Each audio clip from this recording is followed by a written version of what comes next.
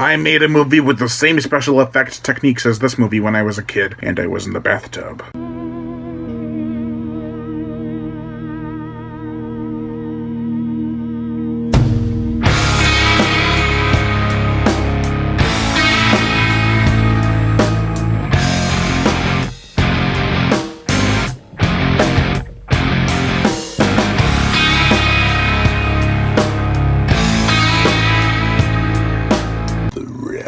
This movie achieved cult status over the years, and not only did it split viewers right down the middle, it made a rift between them. The plot. After a submarine called Siren 1 goes missing, Wick Hayes and a rather large crew head off in the Siren 2 to see what transpired with the first sub. Soon they'll do battle with tons of disgusting aquatic bug life and even encounter some alien/human-like eggs. What's going on in this crazy rift? Besides having stock footage of a completely different sub descending into the depths, the miniatures and their surroundings are actually quite good. Lots of colorization and lush landscapes. This is a good-looking film and Blu-ray. One problem I had with this movie is that they show in quick flashes what happened to Siren 1, which makes the whole mystery for the audience kind of non-existent. But what actually transpires in the rift is crazy, wacky, and gory enough to make up for it. This came out during the underwater craze of 1989. Films like The Abyss, Leviathan, Deep Star 6, Lords of the Deep, and The Evil Below all came out that year, although this came out in 1990, but it was close enough.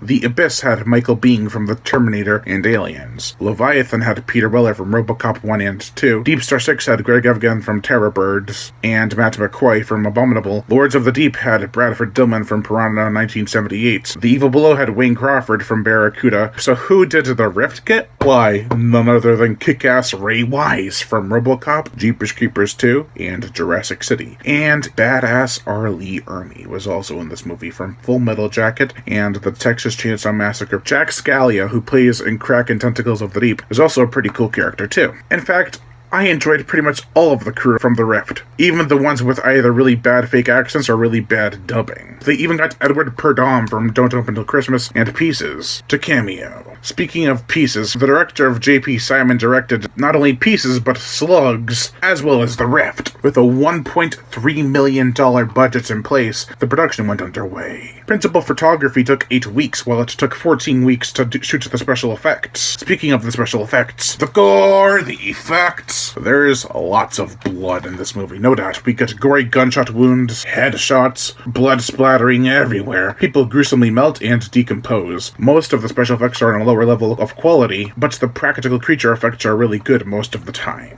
The musical score, it sort of had a mystical quality to it. I liked it. It kind of reminded me of Proteus. It's a really fun movie that runs or swims at a brisk pace. At 82 minutes, the last act does kind of feel a bit rushed, but I still enjoyed the movie for what it was. There's good acting, effects, action sequences, and cool set design and atmosphere. It's not the best of the 1989-ish underwater movies, but it probably isn't the worst, from what I've seen. Overall, I give The Rift a 3 out of 5.